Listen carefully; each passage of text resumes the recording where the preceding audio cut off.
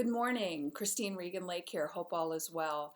So today I wanted to talk to you about drama kings, drama queens, and people who are always fighting. So you know these people. These are the kind of people that there's always chaos going on in their life. Like they just seem to be a magnet for problems and chaos and disorder and just a constant never ending stream of it. Or people who are just couples that fight, or a person who's just always out looking for a fight. So what is that about? Where does that come from? Well, I'll tell you where it comes from. It comes from their childhood. So if a child grows up in an environment that is completely filled with chaos, where there is always just chaos going on, uncertainty, never knowing when the shit is going to hit the fan, where their parents are always fighting and there's always screaming and chaos, what happens to that child in that environment is that their body becomes attenuated. It becomes used to being in a continual state of fight or flight. The body actually becomes addicted to adrenaline. So if they actually experience periods of like calm and calm and serenity, and there is no chaos, there is no fighting, that feels very uncomfortable. Now they get triggered to think something is wrong because their nervous system thinks the shit hitting the fan is normal, and that peace and calm and serenity is actually a problem, and that there's something wrong. Their nervous system is going, warning, warning, Will Rogers, there's something the matter. Well, what's the matter is that they're not getting their adrenaline rush. So if they're not going to get their adrenaline rush because it's not, for whatever reason in their environment, it's not being, nothing is causing it to trigger the adrenaline, well, then they're going to go out and pick a fight. They're going to go out and create a mess that's going to give them the disorder and the chaos that they need, that's going to bring them back to their state of feeling like, okay, everything's normal again. My fight or flight is triggered. I've got this adrenaline pulsing through me. I'm alive. That's normal. Things are good again.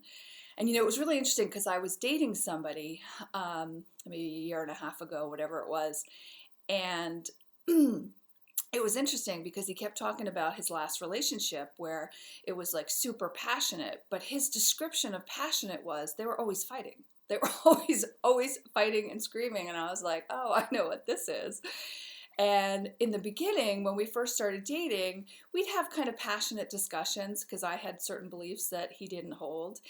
And then it became clear to me that he wasn't interested in having an intellectual discussion and wasn't open to new concepts or whatever. So I just stopped engaging. I just stopped engaging in those discussions about certain things because I'm personally not willing to waste my energy. My energy is far too precious, and I'm not going to waste my energy having a debate with someone, an intellectual debate with someone who's closed-minded and is simply interested in defending their position, rather than actually honestly looking at the facts of reality and having an honest discussion. It's not worth my time. I used to engage in that for years because I loved intellectual discussion. But now, the second I see that someone's closed-minded and they're only interested in spewing their belief, they're not open to hearing anything new, then I don't even go there. I don't waste 1 second of my energy because it's unintelligent. But he was looking for the adrenaline rush. And I was like, oh, interesting. Yeah, I'm not giving it to you. It's not my fault you're addicted to adrenaline. It's not my fault that you have a need for conflict and fight and debate. And I'm not going to engage in that. We ended up breaking up because we weren't a vibrational match, obviously, because our values and our beliefs were so different. But it's so interesting when you understand how this works, where he was like, oh, it was this passionate relationship. We fought all the time. And I'm thinking and he wasn't open to hearing it, so I didn't even go there. But I was like, yeah, that's not passion. That's called dysfunction. And that's called being addicted to adrenaline. So, you just want to be aware of if you have people in your life who are like this, be really conscious of it and be really intelligent about how you choose to engage these individuals. And if you're the rageaholic, if you're the person who's addicted to adrenaline, kind of always looking for a fight, always like looking to pick a fight with someone, that kind of thing, you might want to take some time and maybe do some inner child work and release that.